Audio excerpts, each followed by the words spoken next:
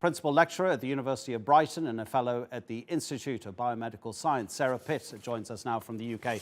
Sarah, thank you so much for your time. I read the piece that you had written entitled, "What if we never find a vaccine?" Before we get into that detail, could you just update us about where we are with the best chances of a vaccine being found? There are quite a number of candidate vaccines now which are going into third phase clinical trials. I know there's one that the Sputnik vaccine that the Russians have produced, which I think is being trialed now. And here in the UK, our best, the vaccine that's got made the most progress is one which is being developed by Oxford University. That is being tested. It's gone through several phases of safety testing, and now it's being rolled out to a wider proportion of the population. Of course, the issue with testing the vaccines is that we're actually getting quite good at controlling the virus. And so it means that the stage we are now with the first vaccines which have gone through the safety trials is to then go around and vaccinate lots of people, and send them out into their normal daily life and see what happens and see if they get protected against the infection. But of course, the number of cases is being under control in most countries, so it's actually going to take us a little bit longer, I think, to get the data to show that it's safe and effective.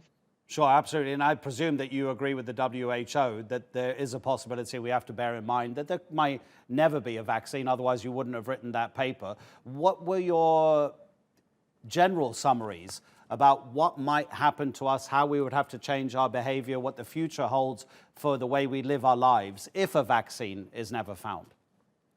Well, if a vaccine's never found, the ideal thing would be to try and get rid of the virus altogether. So SARS-1, the 2002, which that pandemic went on, well, so epidemic went on at about 2004, and then the virus just went away. And we don't know where it's gone, but it's just gone and it's not here anymore. So what we would really like to do with SARS-CoV-2 is to just get rid of it. And the way we can do that is to reduce the chances of it being transmitted from person to person. And then if we keep our safe distancing, wear masks particularly when you're indoors, and certainly in a lot of countries it's now when you're in outdoor spaces among people who are not in your family, wash your hands using hand sanitizers, and all the other things which we're all doing now across the whole world.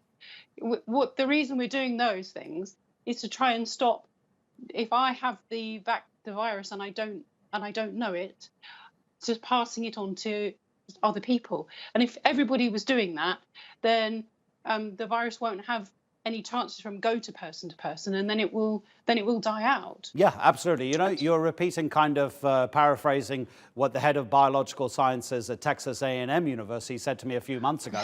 He said, we can completely destroy this virus, but the whole world has to lock down because the virus needs to travel from person to person. So if we stop that from happening, the thing is, Sarah, people will travel. They will leave their countries, and they will also be in offices around the world. Now that we know so much more about aerosol transmission, these tiny, tiny droplets that we're emitting just by talking, and that they can hang in the air for hours, indoor spaces become more dangerous. So we have travel, we have situations like people working in offices, maybe traveling on a train, whatever sort of enclosed space we're talking about. Is social distancing and mask wearing enough to keep us safe now that we know more about aerosol transmission?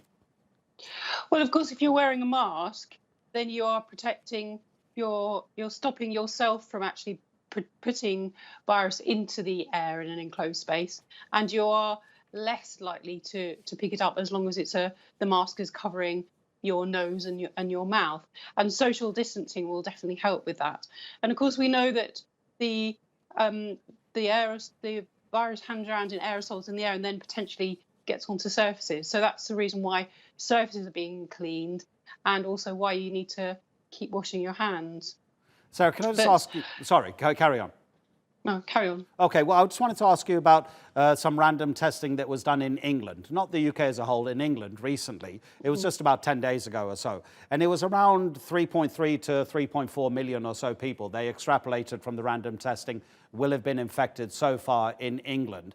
Are you encouraged by that number? Because I believe there might be two ways of looking at it. Out of 3.4 million or so people infected, actually, it was a small percentage of those who actually ended up needing to have hospital treatment? Or do you look at it from a more negative point of view and say, oh, I wish it had been so many more? Because if you only have 6-7% of the population, that means 93-94% are still in danger. Yes, of course. Well, we have quite a high relatively high death rate here in the United Kingdom, and we really don't want to have any more people dying. So we don't really want to have a lot of transmission. But there's been some controversy about how many people have actually been infected perhaps they didn't know it. They may have had mild symptoms or no symptoms back in sort of March and April. And there was the suggestion that it was lots and lots and lots of people, a high percentage of the population. But what that survey has shown that it wasn't a high percentage of the population. Certainly, they're not showing signs of the immune response, which will protect them from future infection. So either more people did have the infection, and then they haven't actually produced a protective response, which isn't going to help them not getting it again, or it is only about 3 or 4% of the population. As you say, the studies they've done in all sorts of countries now showing that it's at least less than 10% of people who are showing signs of previous infection when they do surveys, even among healthcare workers, and even in countries where we know they've had a lot of cases. We're not seeing a lot of evidence that they've got an immune response, which means they either were infected but didn't make a response, and that they haven't been infected at the levels that people are sort of expecting. But it's a good thing, because even if you don't die, there's a thing called long COVID, which is we're only just starting to understand this. This is one of the things which is different about SARS-CoV-2 compared with SARS-1. We're seeing these people with really long-term effects, really sort of bad health problems with the sort of lung infections and concentration, and sometimes it's affecting their eyesight and all that sort of thing. We don't want anyone to be getting that. Yeah, absolutely. We're going to look into that on another news hour on another day. But Sarah Pitt, thank you so much for coming on to the news hour. Take care.